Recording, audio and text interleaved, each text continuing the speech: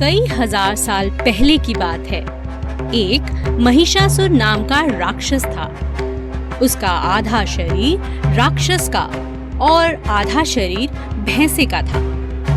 उसने कई सालों तक ब्रह्मा जी की कठिन तपस्या की।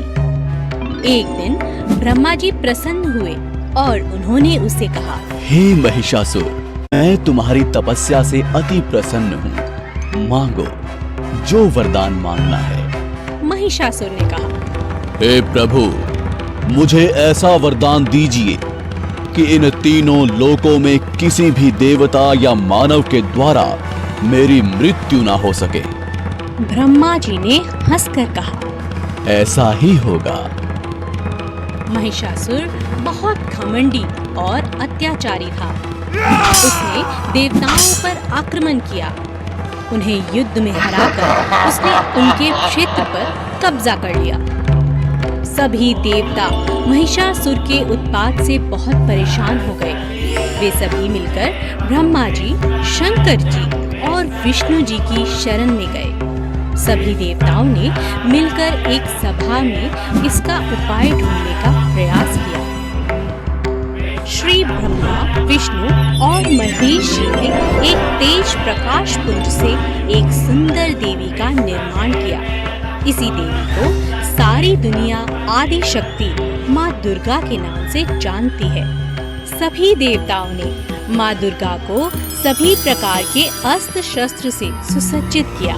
शंख चक्र, गदा, त्रिशूल, धनुष बाण इत्यादि अस्त्रों को धारण कर वे महिषासुर की नगरी की ओर चल पड़ी। जब महिषासुर को उनके बारे में सूचना मिली, तब वह उनसे मिलने के लिए वह ललायत हो गया।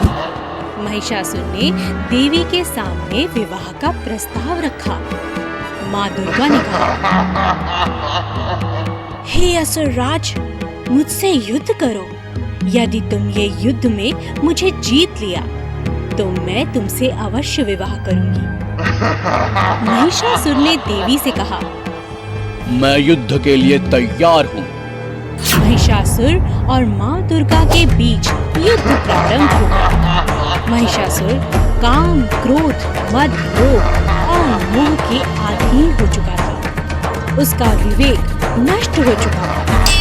दुर्गा माँ और महिषासुर के बीच 10 दिनों तक घमासान युद्ध हुआ।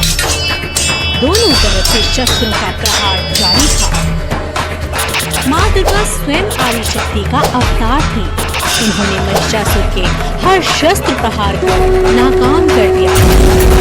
अंत में 10वें दिन देवी माँ ने महिषासुर का वध कर दिया और देवताओं की रक्षा कर दी। सभी देवता अति प्रसन्न हुए और माँ दुर्गा पर पुष्प बरसाने लगे। उनकी जय जयकार करने लगे। तब से हिंदुओं ने नवरात्रि का त्योहार मनाना शुरू किया। हम नवरात्रि में जगत जननी माँ दुर्गा की पूजा करते हैं, उनकी आरती गाते हैं और उनकी जय जयकार करते हैं।